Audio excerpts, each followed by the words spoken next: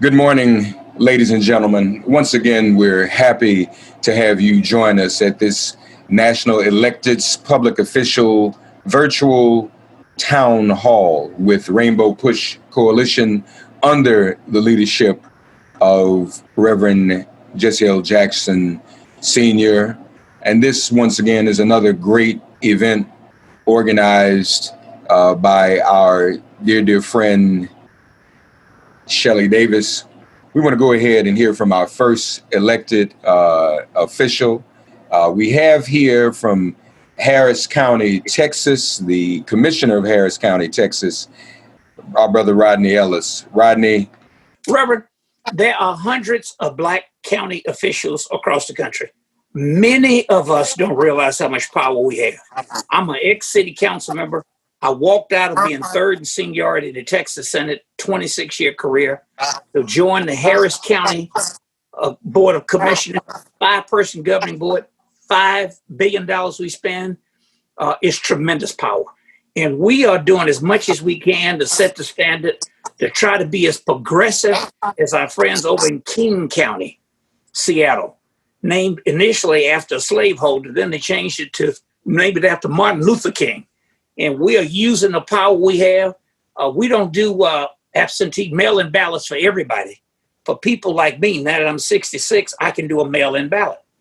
I did it first time in my life. We're fighting with our Secretary of State, David, right now, because we decided we take CARES money during the pandemic and send an application for a mail-in ballot to every registered voter in Harris County. Now, I just got one from Trump the other day, sending me one. A mail-in ballot so I could register. I could get a mail-in ballot and vote for him. But the state's trying to fight us on doing it. My point is, in county government, when Shelley called me, I agreed to get on this call when Reverend said do it, because so many of us in county government don't realize the power we have.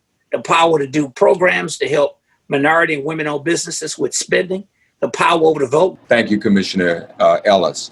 Next, we will hear Cook County Clerk, Ms. Karen Yarbrough. Clerk Yarbrough, God bless you and good morning to you. Well, good morning to all of you. And Reverend, good to see you. Even though I can't touch you, but good to see you this morning. Good to see all of you. I'm Karen Yarbrough, and I'm the first African-American and first woman actually to serve in this seat. And of course, we oversee elections. Yes, lots going on in Cook County, but for me, there's a lot of good things going on in Cook County. We dodged a bullet in the spring with our election cycle. There were those who wanted us to consider changing, pushing the election forward because of the pandemic. I'm glad we stuck to our guns and went ahead and pulled off that election. Today, we're working furiously on making sure that November is going to be a good election for not just those people who want to vote, but for our employees. We have plenty of PPE stocked. Thankfully, we did not have that in the spring, but thankfully we did not have anybody that succumbed to this horrible virus. Many of you know, or maybe you don't, we have voting in the jails now, working very closely with my counterpart in the city of Chicago. We've been working very, very well with city of Chicago, with Lance Gaw and their team. And we got new machines. And thankfully, we can vote by mail in Illinois, and we don't need an excuse to vote by mail. But that's where I think all this noise is coming from as it relates to vote by mail and who can do it and what have you, what's happening in Washington out of the White House. So what we're doing is having virtual workshops to talk with individual clerks and committeemen all across Cook County to make sure that they're clear on what can and cannot happen. I had someone call me just the other day to say that on a clerk's website in the south suburbs, they had something that said that people who were formerly convicted felons, they couldn't vote. That is not true in Illinois. If they've served their time, they can pick up application, they can sign up, and they can vote in the elections. So, this disinformation and misinformation campaign that's going on on both Twitter and Facebook and all of these other places, we are finding ourselves doing a fight there to make sure that people understand that we are the trusted source as it relates to voting. We're already seeing and hearing about some things coming down the pike, but we are prepared in Cook County to fight this. And so far, I know we've received about 240,000 applications for vote by mail. We just found out just the other day that Union Station and also the Metro, they're going to allow us to use their venues as for our drop-off boxes. We have 50 drop-off boxes throughout Cook County that will be in our early voting sites. They will be inside. The fact that I have to say that should tell you that, there are people who are saying they're sitting out in the middle of maybe Lake Street somewhere, Michigan Avenue. They are not there. They are inside of the polling places, and there will be a person assigned to them there. So we're prepared. We also have one of the foremost folks, best cybersecurity election experts that we share with the city of Chicago, who is scouring our websites and our information channels on a daily basis. It's unfortunate that we have to fight this pandemic as well as fight folks from the White House as well. But we know what we're dealing with here, and I believe that we are prepared. Before we move on, I just want to say, and I hope people will appreciate it, because Commissioner Ellis alluded to it and Clerk Yarbrough spoke about it. These are very important positions that they hold that can make a difference. And I think we have to be reminded, when we had thousands of Black elected officials in the South at Reconstruction, many of them were in the positions you all were in. So it wasn't just about taking folk out of the House and Senate, because they knew you all had positions that actually have real on the ground influence when it comes to this. Trayvon Martin's mother ran for Miami-Dade County Commissioner. People said, why don't you run for something bigger? Mm-hmm. And she said, because these are the positions that make the most difference. Unfortunately, she lost more than 300 votes. By the way, she told me yesterday that whoever the authority is there's 6,000 uncounted ballots because they were postmarked on time but arrived late because of the post office. So they're not going to count those other 6,000 in Miami-Dade County that might make the difference in her election. But I remind people, and Todd, people call us all the time. People call me people we know with political aspirations. Mark, I want to run for U.S. Senate. I'm like, I don't know if this is where you start. No. But, you know what I'm saying? Right. But, why you going, and they say, why you going to steal my joy and keep me from being great? No, start here at this level, and you'd be surprised how much of a difference a U.S. Senator is not able to do in a voter suppression moment with the Postal Service, what you all can do specifically. That's not in a U.S. Senator's lane. So, folks, we're talking to people today who are going to make a very, very significant difference this November. Here, we're going to stay in Cook County. Our brother is here, Cook County Commissioner, my dear friend, school teacher as well. That's how we met, and union organizing for teachers, one who's always been dedicated to his people. My dear brother, Brandon Johnson, Cook County Commissioner. Hey, brother. Hey, good morning. Together, with the work that Rainbow Push Coalition has been a part of, I'm deeply very humbled and honored to be in this capacity as a Cook County Commissioner. Mark, as you know, you and I sort of came up through the ranks together fighting to end school privatization and making sure that there are Black educators that are in front of our children. And the attacks that we've experienced within public sector has been real. As you alluded to earlier, the attack on the Postal Service, that's an attack on Black labor. The attack on public education, that's an attack against Black families. The attack on healthcare, that's an attack on Black liberation. You know, one of the things that I'm very impressed in this moment is our renewed commitment and fight for Medicare for all.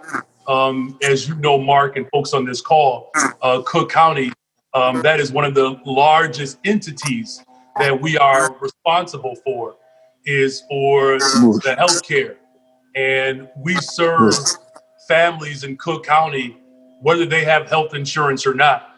But I'm reminded of the Black liberator, of course, Fred Hampton, who was for Medicare for all before it was a thing, when health clinics were established in our communities. That's a direct correlation or connection of our plight and our fight for liberation, and our desire to secure healthcare.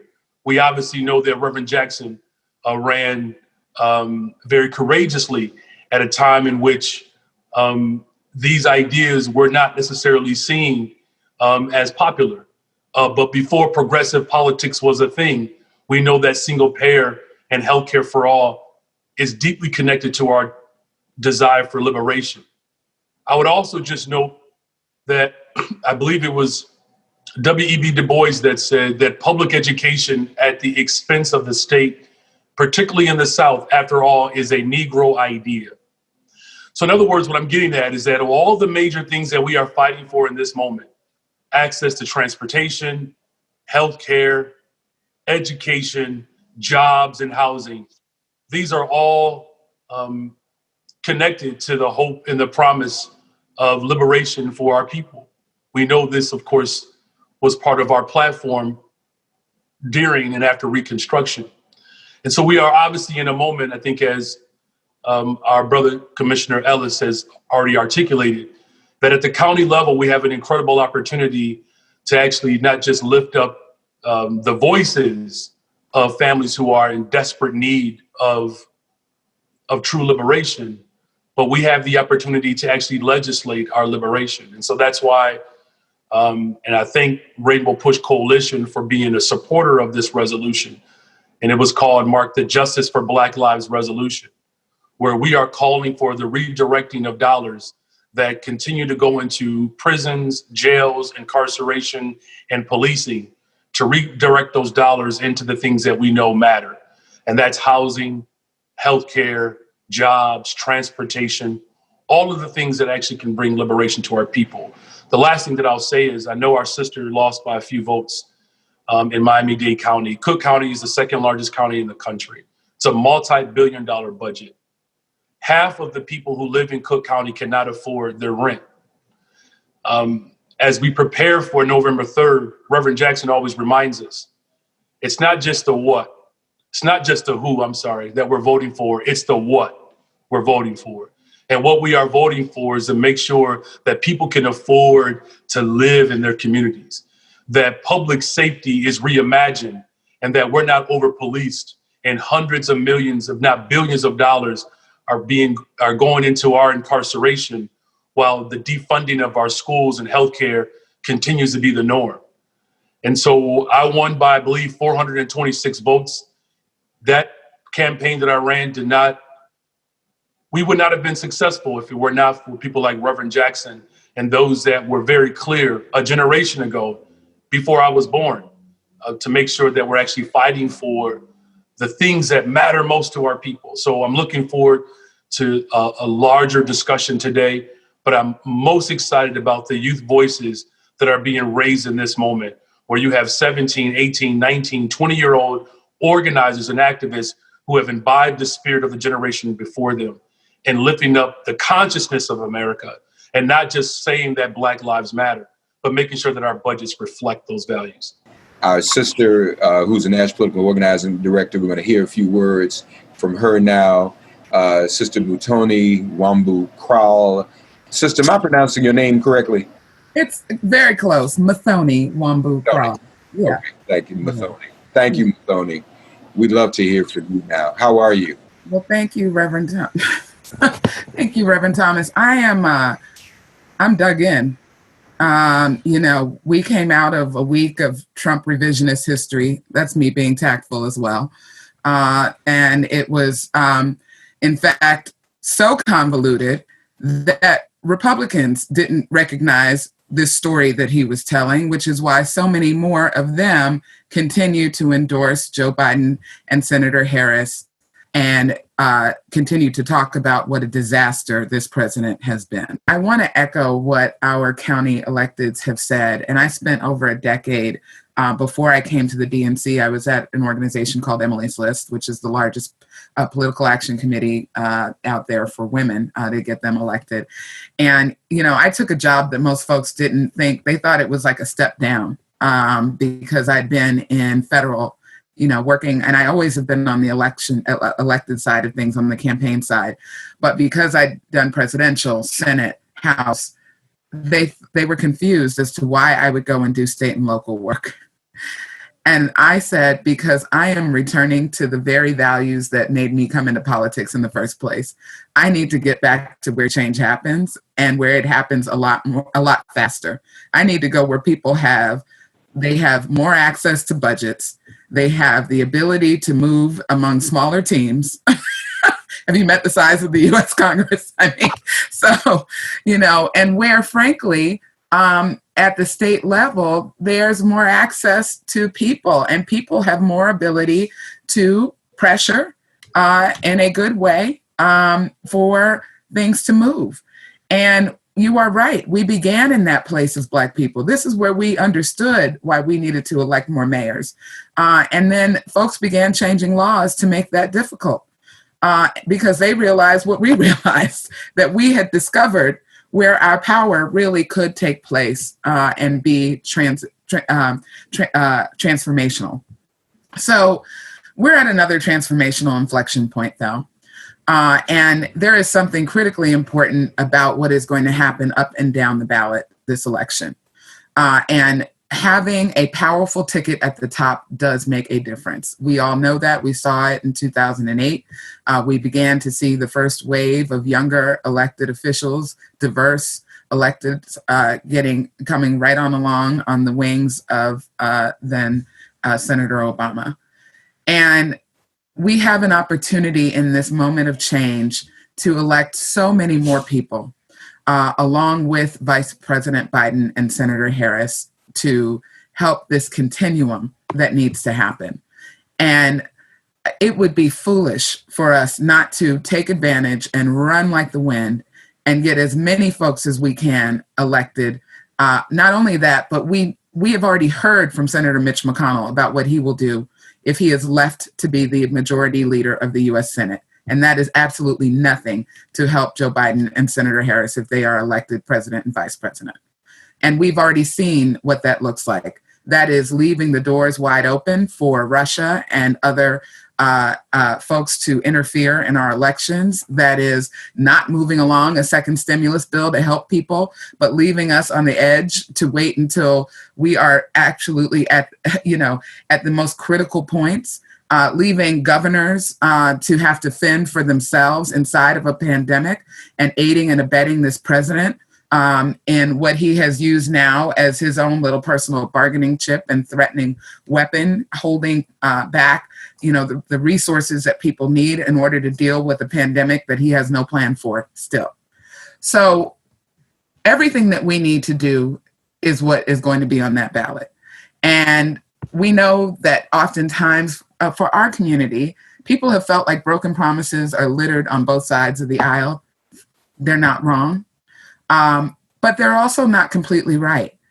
And what it fails to sort of take in, and what is incumbent upon us to do as leaders, is to tell folks about the difference that this new administration is going to make. We want to welcome now, and I'm sure he'll talk to us about what's going on there in Milwaukee and Wisconsin and Kenosha.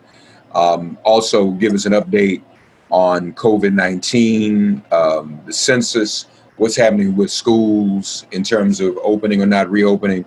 Milwaukee County Executive David Crowley joins us now. Welcome, my brother. How are you? I'm doing well. I'm doing well. Thank you for having me. Thank you, Reverend Mark. Thank you, Reverend Jackson, and the whole Rainbow Push Coalition for inviting me today, but more importantly, for all the work that you've been doing this week to fight for justice for Jacob Blake, his family, and to help this community here in southeastern Wisconsin heal.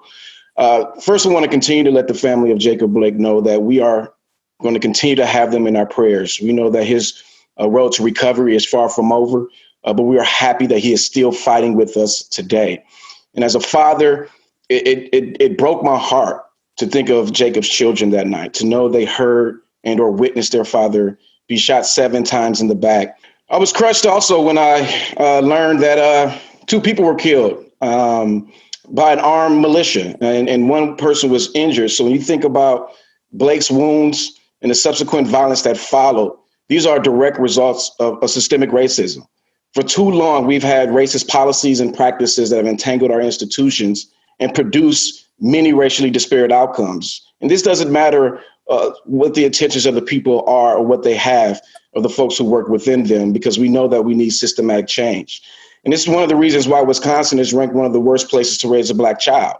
While child poverty in the Black community is extremely higher compared to our white counterparts, but also why Milwaukee County ranks 71 out of the healthiest counties. And we have a total of 72, so we're second from the bottom. But our goal as a county is to change exactly that. As Milwaukee County executive, we are going to be intentional in using racial equity lens to develop our first strategic plan in 20 years. The time for change is always now, and I stand with leaders within government and outside of it to make sure that we're committed to undoing generations of racist policies and practices that have cut short the lives of too many residents of color. And we have that power. And one of the ways that we can exercise that power is by filling out the census, which is one way to make sure that our voices is heard. Here in Milwaukee County, we've been intentional in making sure to focus on our many departments where we have large call centers. And what we're going to do is every time somebody calls us, whether that's child support, whether it's our health and human services, or just learning when the next bus is going to be coming, we want to let folks know that we want to remind them that they need to take the census. We want to communicate that with them to participate in this national-wide count and help them take the census over the phone, whether that's in English or Spanish. And when you think about the Census Bureau here in Milwaukee County, we need to focus on those particular populations that are hard to count. So whether we're talking about children under the age of 5, immigrants, a refugee population, homeless folks, Native Americans, Latinx, Hmong, Black people, people with disabilities, rural, on and on and on. We need to make sure that we're focusing on these particular populations. And we want Milwaukee County to understand that it's our diversity that really makes us who we are. It is our strength. And so the way that we want to demonstrate that to the federal government is to make sure that everybody is counted. And this is your way of making sure that your voice is heard. And when people think about the census, it's important folks understand why this is so important. The population of the state determines how many seats we have in the U.S. House of Representatives, how many federal dollars we receive. And these dollars fund education, Medicare, transportation, and more. And additionally, the census provides the legislature with fundamental data as it reshapes all of our legislative districts, which happens every 10 years. So we need a full count to make sure we have the best chance of receiving the appropriate federal resources for our neighborhoods. And as Congresswoman Jackson stated, we don't have that much time. We're looking to get an extension right now. They're cutting it short because of COVID-19. But we need to make sure that we do everything that we can to make sure that everybody fills out that census. And we have 3 different options. So you can respond online at 2020census.gov, by mail, or you can do it by phone. And that number is 844-330-2020. And you can talk to somebody in English or 12 other languages to make sure that you get counted. And now I want to briefly talk about COVID here in Milwaukee County. We are seeing a downtrend, but that doesn't mean anything. It means that we have to remain vigilant. And because what happens is if once we feel like we're over this, we're going to begin to let our guard down and loosen up. And then we're going to go back to these bad habits and the virus will rear itself again. And so I want to urge people, especially those who are participating in protests, to remember the 3 W's. And the 3 W's are wash your distance, wash your hands, and wear a mask. The decisions you make will impact how you were able to manage the virus and determine the effects on our community this fall. With the fact that we're going to have coronavirus and the flu coming up, we have to do our due diligence, making sure that we're working with our local public officials and health officials so we can continue to educate the community on ways to mitigate the spread of this virus. To David Crowley, I'm so excited to be able to give you a fist bump virtually, having won the election. I got a lot of the updates as you were running for office back in the spring. Let me kind of jump in where we left off. There are a couple of things we have to pay attention to in this context where police reform is a national conversation. I pastor in Baltimore City, where we have the last federal consent decree that was actually approved prior to the transition of the Obama administration to the Trump administration.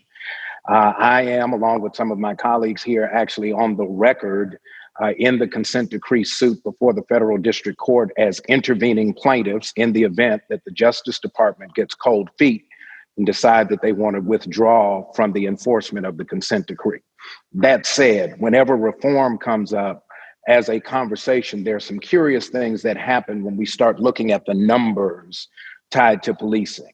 Response times go up, deterrence goes down, violence begins to shift because, as we saw after Freddie Gray in Baltimore, and we've seen in other places, they're seeing it in Louisville, Kentucky, even right now in the aftermath of Breonna Taylor's killing, that police often disengage from the responsibilities of enforcement, true enforcement, as a way to kind of create a crisis in the moment. And so we have to be very careful that while in some of these jurisdictions, you may even be looking at the renegotiation of FOP contracts and the like, that we cannot allow collective bargaining to be a tool to supersede and hold hostage these communities that are working on constitutional policing as the legitimate framework by which law enforcement performs its responsibilities. But now let's talk about where we are in this moment, because this is a critical moment. We know our leader, Reverend Jackson,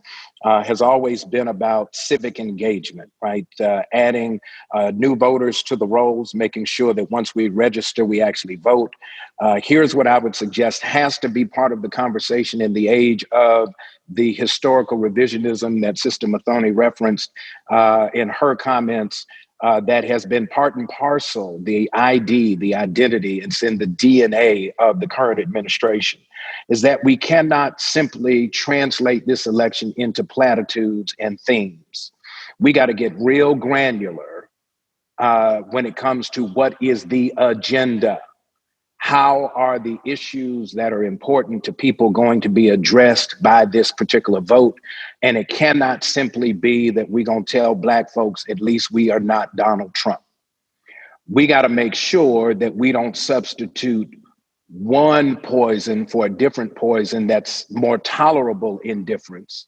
And I would say this because all too often when I talk to the disaffected folks who live in the community around my church in the hood, that they still question whether or not their vote really matters because they've been disappointed too many times because we never got to the agenda items that actually affect them. Reverend Jackson has been talking repeatedly, persistently about addressing the gaps, and the gaps have only gotten wider in the midst of a pandemic that has justified genocide by reckless public policy.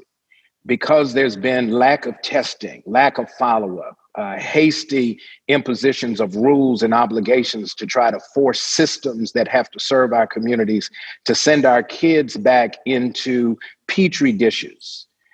We don't have the systematic framework to be able to resist and push back. Here are the gaps that need to be addressed on the agenda. We got to address the health gap that was underlying the pandemic before it started, because we found out that those who had pre-existing conditions that seem to scale against the interests of Black and brown people were more likely to die from COVID-19 were they to contract it. We got to deal with the education gap that got wider because as we started having to go to virtual learning and distance learning, that the technology gaps and the limitations for households that had already been redlined by broadband access continues to be exacerbated. There's an article in the Baltimore Sun now that says that Maryland has this plan to address the rural broadband gap, to put high-speed broadband in rural areas. Here's the problem. They got a plan today, but they're not going to be able to fulfill it until next year. A lot can happen in a year.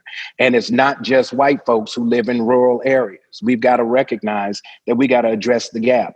We got to make sure that school systems and HBCUs are not penalized because of the disincentive that has been imposed on the administration, by the administration, to use common sense to send students back into healthy learning environments. We got to address the housing gap. There is a foreclosure and eviction crisis looming as soon as we get out of this pandemic, because all of the folks who hold the keys to the stability of housing for so many at-risk communities, they are just waiting for the starting gun to go off so that they can begin to use the tools of hostility to put folks out of their homes, to take away family wealth, and to leave communities devoid of the ability to transfer wealth. The wealth gap is already 10-1 against our interest.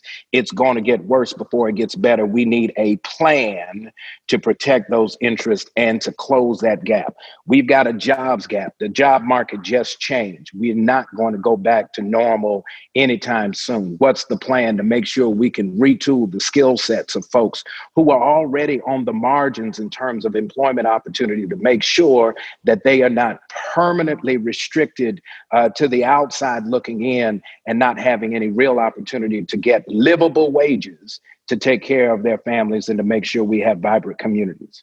We got to make sure that we close the opportunity gap. And one word that kept coming up the last time we went through the election that has not been addressed in one iota by way of policy coming from this administration is infrastructure. The infrastructure in poor neighborhoods has been crumbling for decades. And in many places where our folks live, it looks like war zones due to the urban warfare that we would see in foreign countries. And so we cannot make it acceptable that we allow our communities to live in bombed out places that are littered with abandoned buildings and now being taken over by those who have infiltrated to exploit the despair in these communities. We cannot allow this to happen. And one more thing, while we're talking about this, do not be misguided about this president's intent to use violence to be a tool in this election cycle. What we saw from Rittenhouse is a test case. Let's just kind of consider it that way. Let me run it down for you. And then, Mark, I'll turn it back over to you. On one hand, you have the hostility of police engaging Jacob Blake. He's getting in his car. They shoot him. He shoots him in the back 7 times. What you don't see from the second officer on the same scene dealing with the same situation is a similar response. And so we cannot reach the conclusion that at any level, Jacob Blake might have been a threat. So let's put that there. On the flip side, Rittenhouse, living in northern Illinois, gets in a car where he is driven, listen to me, driven to Kenosha to do what he does, gets back in the car to be driven back to his house. Normally, if it had been one of us, there would have been an immediate investigation into the role of the driver for accomplice liability to determine whether or not his driver should be arrested for facilitating the same process of violence that he has perpetrated. We've got to make sure that we get down to street level. We need a grassroots, people relevant, on the corner agenda that's going to say the self-interest of those who have the most at stake motivates them to get out and vote. It cannot be simply that I'm not him as a justification, because too many times we've changed the players, never changed the rules, and the outcomes were still the same, and our people got left behind. This is not the season where we need to go back to singing the blues. The blues is the deviation from standard notes with a little worrying, because the pain of the condition allows us to create a nuance in the expression of what's going on in our hearts, minds, and souls. It's not going to be adequate to come away with a blue win and still singing the blues the day after. We need to change the song. We need to rewrite the music, and we need an agenda that's going to empower the people from the bottom up.